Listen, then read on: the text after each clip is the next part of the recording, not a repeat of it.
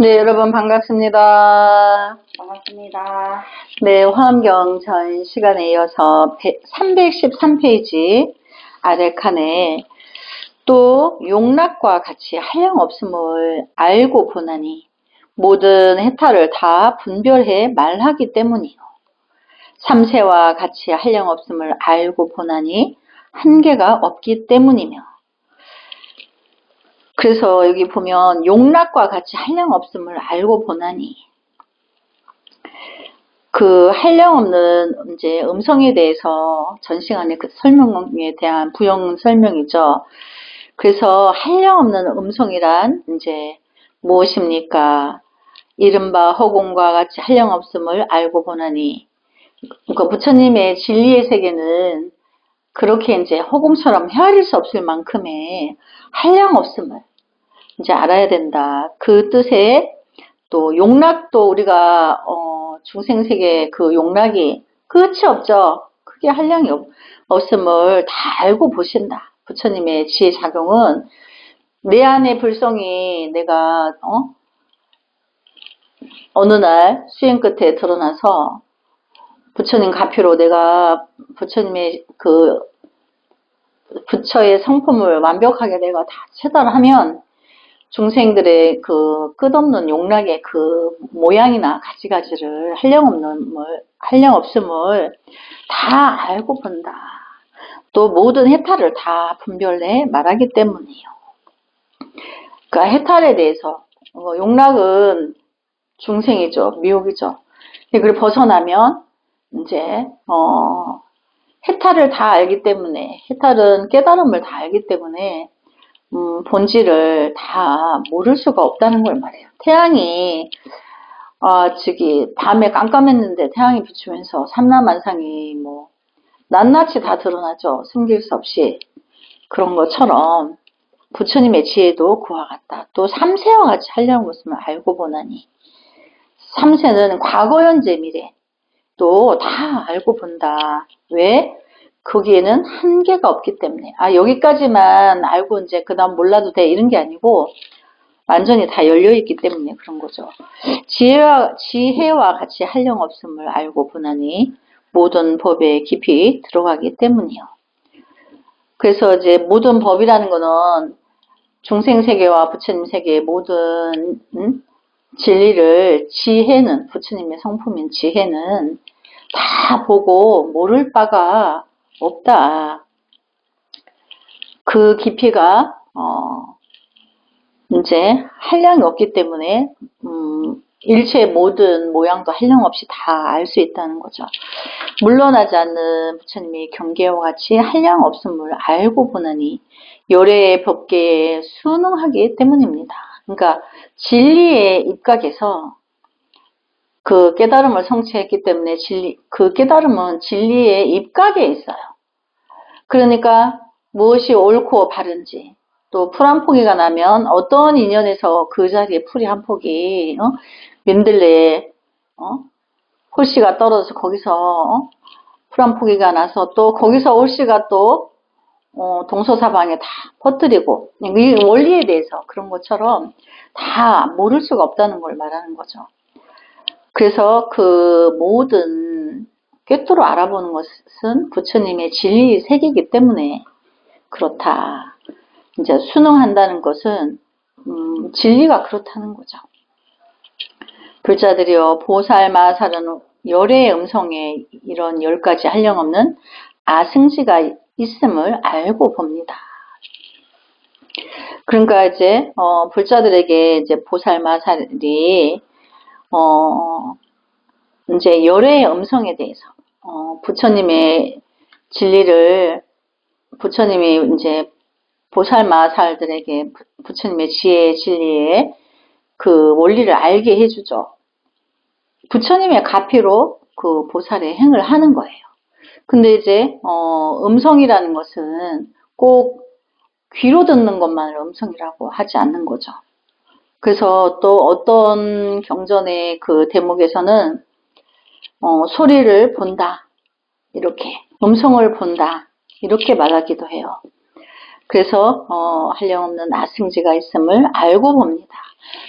아승지라는 것은 셀 수 없는 시간을 말한다는 했죠. 그때 여러 보살들은 보현보살에게 물었다. 이 경은 무엇이라 이름해야 하며 또 어떻게 받들어 지녀야 합니까?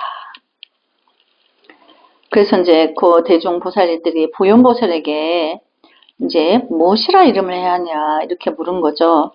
그러니까 이제 보현보살님이 그러시죠. 불자들이여, 이 경의 이름은 모든 부처님이 비밀한 진리의 창고라 합니다. 그러니까 부처님의 모든 진실은 중생의 입장에서는 아주 비밀한 거예요. 그래서 그 비밀은 진리가 비밀이다. 진리의 창고다. 이제 이렇게 말하는 거죠.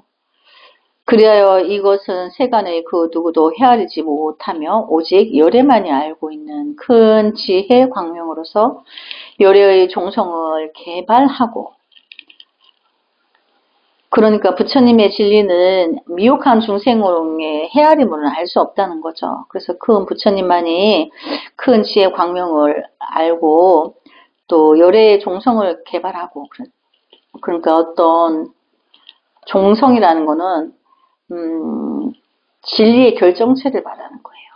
그래서 개발하고 일체 보살의 공덕을 기르며 그러니까 진리에 입각한 공덕을 가르친다는 거죠. 그래서 공덕은 업을 녹인다 했죠. 공덕은 눈에 보이지 않으나 내 업을 녹인다. 근데 그럼 무엇이 그렇게 죄를 녹이느냐? 무주상보시. 내가 조건 없이 그냥 보시하는 거죠. 그래서 어머니가 외아들에게 조건 없이 자기 일생을 바치고 바람이 없듯이 그냥 그저 자식 잘 되기만 바랄 뿐인 거죠. 그런 것처럼 부처님과 모든 불보살님들은 어머니의 마음을 다 이미 대자대비한 어머니의 마음을 다 가지고 계신 거예요. 그래서 그 종성, 그 대자대비를 개발하고 일체 보살의 공덕을 기르며 일체 열애의 경계에 순응하며 일체 중생들을 다 청정하게 하고 부처님의 궁극의 법을 분별내 연설하는 것입니다. 우리가 이제 그 극락세계 아미타바 부처님이 그 세계 가기만 하면 다 안락국이라 해. 다 영원히 왕생극락, 영원한 안락을 누린다는 거죠. 근데 그 세계를 장엄하기 위해서 헤아릴 수 없는 많은 기간에 수행을 해서 거듭거듭 그 고통을 다 수행해서 그 원력으로 법의 왕이 되셨다. 그러니까 진리의 왕이 되셨다는 거예요. 극락세계 아미타불 부처님이. 그래서 우리 모든 불보살님들은 일체 중생을 극락세계로 이끌려고 하죠. 그래서 그런 것처럼 이제 아미타불 부처님은 늘 극락세계에 계시면서 하생세계 중생들을 어서 오라고 품에 안으려고 항상 팔 벌려서 계신다는 거예요. 그래서 일체 중생들을 다 청정하게 하고 부처님의 궁극의 법을 분별해 연설하는 것입니다. 그러니까 스님이 그 극락세계 아미타불 부처님을 이렇게 잠깐 설명한 것도 이제 법을 분별해서 이제 그 얼마나 대자대비하며 그 고통받는 중생이 가여워서 언젠가 그들을 다 안락국에 인도하겠다. 그런 원이 서려 있는 거죠. 그래서 이제 불자들이여, 이 경전은 다만 불가사의한 교법을 의지하는 보살 마살로서 한결같이 보리를 구하는 이를 위해 분별해 연설한 것이지 다른 사람을 위한 것이 아닙니다. 그러니까 이제 보리는 깨달음을 말하는데 내 안의 불성의 성품을 내가 깨우쳐서 중생 세계는 상대성 원리로 업도 일어나죠. 그런 거 초월한 단계에서 미혹한 이들을 이제 불보살님들이 구하는데 나도 그 대열에 들어가기 위해서 이제 그 깨달음을 구하는 사람들에 위해서 분별을 해서 연설한 것이다. 왜냐하면 이 경험 보살 이외에 어떤 중생의 손에도 들어갈 수 없기 때문입니다. 왜냐하면 알아듣질 못해. 무슨 말인지를 몰라. 왜 그렇게 해야 되는지 몰라. 그냥 상대성 원리로 살면 되지. 왜 그런 걸 초월해야 되고 왜 자꾸 무주상보시를 하라고 하지? 이해가 안 돼.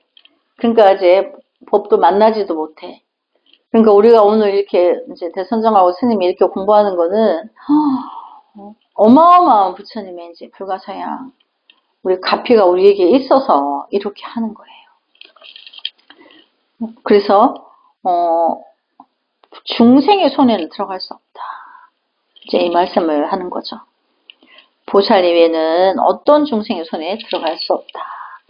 그러니까 이제 우리가 보살도를 공부하고 있으니까 이렇게 이 법문을 만나는 거죠. 불자들이여 비유하면 전륜성왕이 가진 칠보는, 전륜성왕이 어디에 계신다 그랬죠? 천상이 33천으로 되어 있는데 33천의 가장 큰 천상이, 가장 위에 있는 천상이 비비상처천이라고 그래요. 그래서 비비상처천의 왕을 전륜성왕이라고 그래요. 전륜성왕은 오색빛의 황금마차에 황금 옷을 입고 계신대요. 황금빛으로 찬란한 그렇게. 그래서 오색 구름을 타고 황금빛에 찬란한 그 황금마차를 타고 다닌다고 그래요. 근데 그 전륜성왕이 가진 칠부는 첫째 부인이 낳은 왕자로서 원만한 성왕의 상을 갖춘 이 이외에는 아무도 가질 수 없는 것과 같습니다. 전륜성왕이 이제 천상의 최고의 천상에서 이제 첫 번째 부인이 낳은 첫 번째 왕자로만 그 왕권을 가질 수 있는 것처럼 우리도 부처님의 아들이야. 그래서 우리가 이제 여자 남자를 초월한 부처님의 아들이라 하거든요. 근데 남자아이를 꼭 말하는 게 아니에요. 여자든 남자든 자기 안에 불성을 만나서 무주상보시를 실천적으로 행으로 갖고 가는 사람을 부처님의 아들이라고 하는 거예요. 그래서 부처님의 진리를 따르니까 부처님 직계의 아들이 되는 거죠. 그런 것처럼 그것을 설명하기 위해서 전륜왕의 첫 번째 부인의 첫 번째 아들을 비유해서 말하는 거죠. 그렇게 할 수 있듯이 우리는 본래 부처님 자식이기 때문에 불성을 가지고 있어요. 근데 이제 업에 의하여서 자기가 부처의 종자를 가지고는 부처의 아들이라는 걸 모르고 있을 뿐인 거죠. 그래서 이제 불자들이여 만일 전륜성왕의 온갖 덕을 갖춘 왕자가 없다면 그 왕이 목숨을 마친 뒤에 그 부배들은 저절로 없어질 것입니다. 그러니까 전륜성왕이 칠보에 많은 보배를 갖고 있어서 첫 번째 왕자가 그거를 갖게 되는데 아들이 없다면 그것이 없어지는 것처럼, 예를 들어서 우리가 부처의 종지를 가지고 있는데 저마다 다 금수저야 말하자면, 그런데 그거를 자기가 금수저인지를 모르고서는 그냥 죽어버린 금수저가 없어져 버리는 거죠. 그거와 같다. 불자들이여 이 경도 그와 같아서 열애의 참 아들로서 모든 열애의 종성의 집에 태어나 열애의 성과 모든 선근을 심은 이 이외에는 어떤 중생의 손에도 들어가지 않을 것입니다. 그러니까 뭐 준다 해도 그게 보배인지 뭔지 모르니까 미혹한 중생은 이 경전의 진리를 알지도 못하고 뭐 준다 해도 받지도 못하고, 그래서 중생의 손은, 미혹한 중생의 손에는 들어가지 않는다. 만일 그런 부처님의 참 아들이 없다면 이 경우는 곧 없어질 것입니다.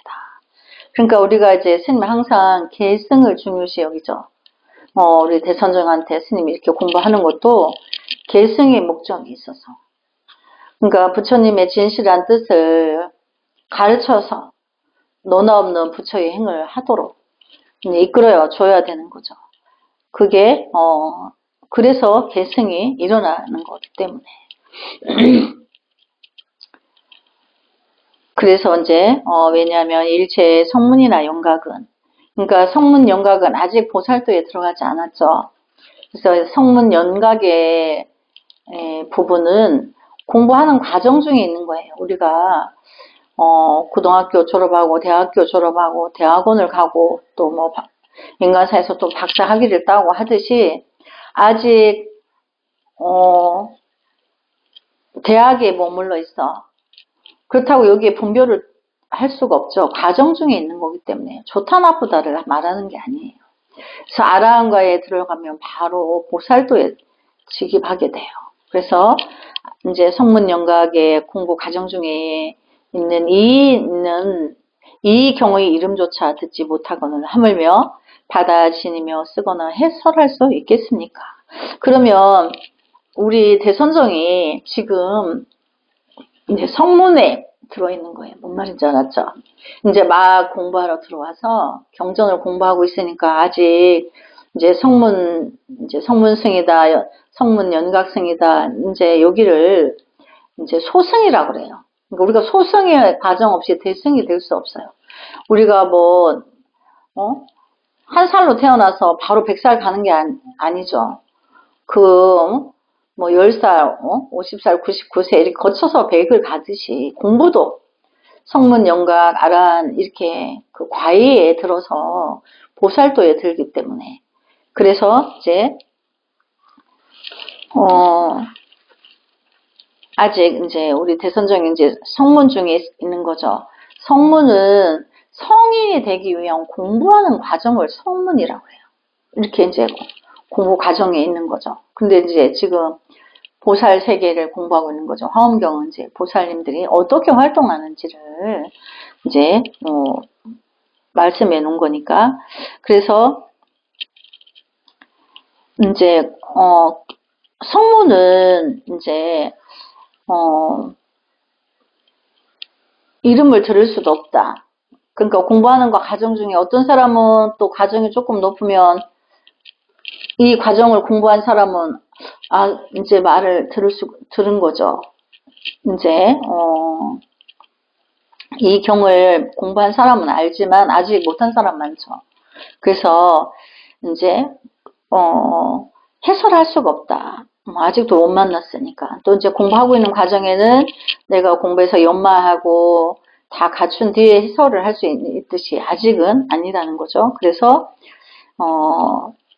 해설할 수 이제 없는 일이다. 그러나 보살마살은 이것을 스스로 외워 지니고 베껴 쓸 수 있을 것입니다. 불자들이여 그러므로 보살마살은 이 경의 이름이라도 들으면 기뻐하여 공경하고 정성껏 받들어 지닙니다. 왜냐하면 보살마살은 이 경을 믿고 좋아하기 때문에 방편을 조금만 쓰더라도 반드시 위없는 보리를 얻을 것입니다.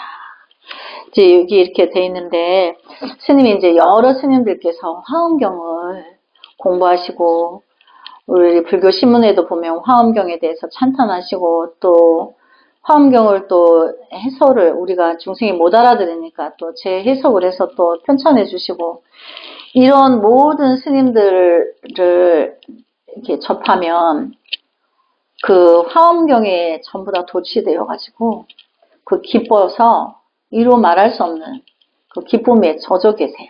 우리는 누구나 다 그렇게 돼요. 왜냐하면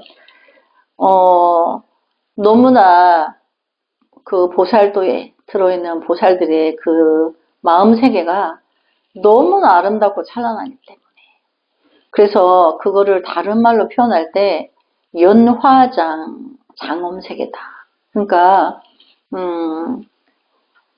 비유하자면 중생세계에 비유하자면 지구상에 꽃나무가 있는데 동시에 만개를 했다. 그 온갖 가지가지의 꽃이 동시에 만개했는 것과 같다. 이렇게 비유하는 거예요. 그래서 그 화엄의 세계다. 이런 거는 이제 이 화엄이라는 것이 그 부처님의 진리의 광명을 말하는 거예요. 근데 그 광명은 눈으로 보는 빛이 아니고 마음에서 느끼고 깨닫는 그 환희로움이 그렇다는 거죠. 그래서 그거를 이제 진리의 광명이라 하는데 또 화엄이라고 하는 거예요. 그래서 부처님의 모든 그 진리의 불가사의한 그 진리는 다 알 수는 없어, 중생이. 그런데 그 한 장마다 배울 때마다 기쁨이 생기고 또 잠시 공부를 내려놨다가 다시 또 들더라도 이 경전에 또 빠져들어서 기쁨을 이제 함께 느낀다는 거죠. 그래서 기뻐한다. 이 경을 이름을 들으면 불보살님들이 기뻐하여 공경한다. 그리고 정성껏 받들어 지닌다. 불자들이여 보살마살이 비록 무량 억겁 동안 육바라밀을 행하고 도품의 선근을 닦아 익히더라도 이 경의 이름을 듣지 못했거나 들었더라도 믿고 받들지 않으면 그들은 거짓 보살로서 열애 종성의 가문에 태어나니라 할 수 없는 것입니다. 그러니까 이제 화엄경을 만나면 뭐 육바라밀을 하고 그 부처님의 도품을 원만하게 다 가졌는데 화엄경을 보고 기뻐하고 받들어 모시고 공양하지 않으면 그는 거짓 도인이다. 도행을 거짓으로 한 거다. 느끼지 못하면 안 된다는 거죠. 그 이제 진리의 깨달음이 느껴져서 마음이 환희로움이 확 일어나고, 전번 수업에서 우리 대선정이 부처님의 바른 행을 하라고 했지, 신적은 이렇게 뭐 그렇게 하지 않아, 그런 말이 아니다 했을 때 환희심이 났죠. 알아져서 깨달아지니까. 그런 것처럼 그 진리는 이제 부처님의 진리를 깨달았을 때 그런 환희심이 난다는 거죠. 불자들이여 만일 보살마살로서 이 경의 이름을 듣고는 이곳을 믿고 받들어 지니거나 또 따르면 그는 참 불자로서 부처님의 가문에 태어나니라 할 수 있습니다. 원래 이제 부처님의 가문에 태어났는데 다 이제 이렇게 우리가 수행 과정을 통해서 내가 부처님의 가문에 태어난 내가 적자가 맞구나, 이렇게 이제 체험을 하게 된다는 거죠. 그리하여 일체 열애의 경계에 순응하고, 그러니까 모든 부처님 경전을 보고 부처님 진리를 만나면 다 기뻐하고 기꺼이 받아들이고 또 공양하고 우리가 겸손해져서 자기를 낮춘다는 거죠. 그래서 일체 보살의 바른 법을 갖추어 일체 종지의 경계에 편히 머물고, 그러니까 부처님의 진리의 본질은 이제 반야인데, 반야는 미혹한 중생 세계를 다 비추어 본다는 거예요. 그러므로 해서 내가 과거에 중생이었을 때의 부분의 행위에 대해서 부끄러워하게 되고 부처님의 진리를 따르게 되고, 그래서 내가 완연한 진정한 부처로서의 그거를 다 품성을 갖춘다는 거예요. 근데 거기 그렇게 갖춘 자리에서는 늘 기쁘고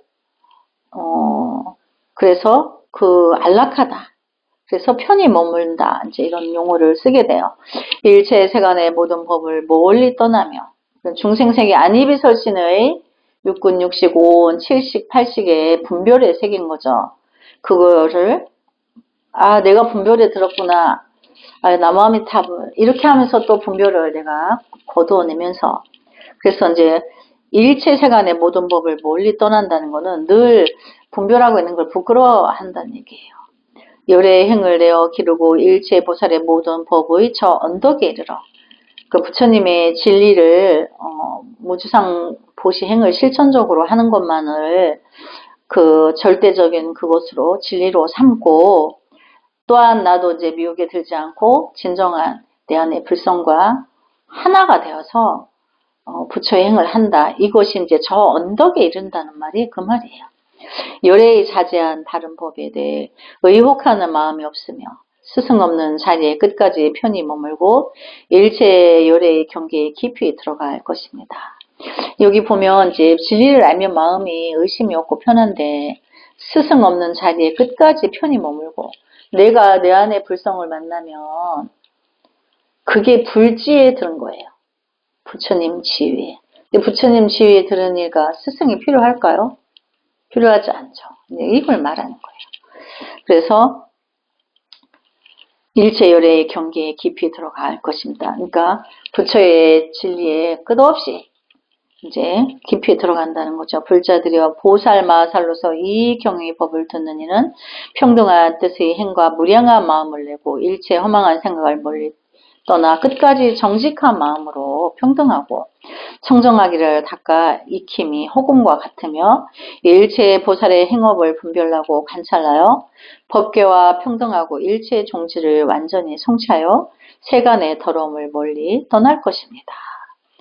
그러니까 이제 이 말은 또 다른 그걸로 해석을 하면 내 안의 분별 작용을 완전히 끊어서 내가 도노의 자리에 들어가고 내가 내 안의 불성에서 대자대비한 그 대자대비의 그 마음이 표현을 하면 폭포수처럼 이렇게 방타가 된다 그랬죠. 그렇게 분출이 되기만 하면 내가 이제 부처님의 그 진리를 갖추어서 보살의 이제 화엄경을 읽으면 아 내가 가진 마음하고 똑같구나. 나 언제부터 나도 이 마음이 생겼는데 내 마음이 여기에 다 있네 이렇게. 그래서 이제 일체감을 느끼게 되죠. 일체가 일치가 됐다 이렇게. 그러면서 의심하지 않고 믿음이 점점 깊어진다는 거죠. 그래서 또 정정한 마음을 내요. 청정한 마음을 낸다는 거는 분별심이 없다는 걸 말해요. 그래서 중생을 바로 보기가 되죠. 그러면 미혹해져 있는 중생 세계를 아파하게 돼요. 근데 연민하죠. 그들을 구해내야 되는데 항상 그 아픔이 있어요. 그래서 그 청정한 마음을 내 일체 시방세계 가득 채우고 보살의 법문에 깊이 들어가 3세의 부처님들을 평등하게 관찰하며 선근의 공덕과 지혜를 완전히 갖추어 이런 모든 법에 깊이 들어감이 없고 한 법도 생각하지 않고 두 법도 생각하지 않으면서 무량한 모든 법을 평등하게 다 관찰해야 하는 것입니다. 근데 이제 이 자리에 가면 모든 법을 분별한다거나 이런 게 없어요.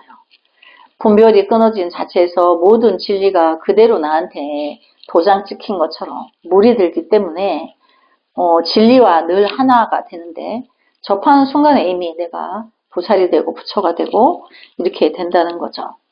불자들이여 보살 마살이 이런 공덕을 성취하려면 조그만 방편으로도 스승 없는 지혜를 얻을 것입니다. 그러니까 이 화엄경의 내용에 이제 지금은 이제 스님하고 대선정이 이렇게 경전을 공부하지만 또 나중에 따로 우리 대선정이 밤새워가며 경전에 빠져들어서 아 여기 나도 이런 마음이 있었는데 여기 경전에도 이런 마음이 있네 이렇게 젖어가면서 그렇게 하다 보면 나도 빨리 스승 없는 그 자리에 든다는 거죠. 그러니까 이제 항상 화엄경이 우리의 스승인데 이제 화엄성중님들이 우리를 공부를 이렇게 아무리 지금 내가 뭐 태산이 1000만 개나 있다 해도 이 경전을 만나면 지혜로서 빨리 경전을 통해서 내가 지혜로서 빨리 내가 스승 없는 자리는 내가 부처의 성품이 본래 있기 때문에 가능한 거고 예를 들어서 내가 뭐 부처 성품이 없어 본래 그럼 만날 수가 없죠. 1000만 년이 간다 해도. 근데 본래 내가 불처의 종자를 가지고 있기 때문에 한 생에 내가 맘먹고 공부하면 눈 깜짝할 사이에 내가 스승 없는 지혜의 자리에 든다는 거를 증명해 주시는 거예요. 이 경전은. 아이고 뭐 어려울 게 하나도 없죠. 물만 들으면 돼. 물만. 그런데 물 들이는 게 헤아려서 익히는 것보다 아 그런 거구나 이렇게 그렇구나 이렇게 받아들이는 게 물드는 거예요. 근데 의심하지 않는 거죠. 그러면 뭐 이거 막 외워갖고 다 하려고 이제 어떤 경전에, 우리 도노 공부할 때 그랬죠. 팔만대장경을 거꾸로 외우고 바로 외워도 소용이 없다. 그런 것처럼 분별만 끊으면 바로 내 안에 불성을 만날 수 있다고 하고, 또 화엄경의 내용은 그런 사람이 그 경전을, 화엄경을 읽으면 나도 내가 이해가 되는 거예요. 보살님의 마음을 이해가 되고 또 물이 들어서 하나의 색깔로 되고, 이렇게 하면서 빨리 내가 공부를 마친다는 거죠. 오늘 여기까지 공부하고 다음 시간에 이어서 하겠습니다. 성불하지 않겠습니다. 너무 소가모니불 성불하지 않겠습니다.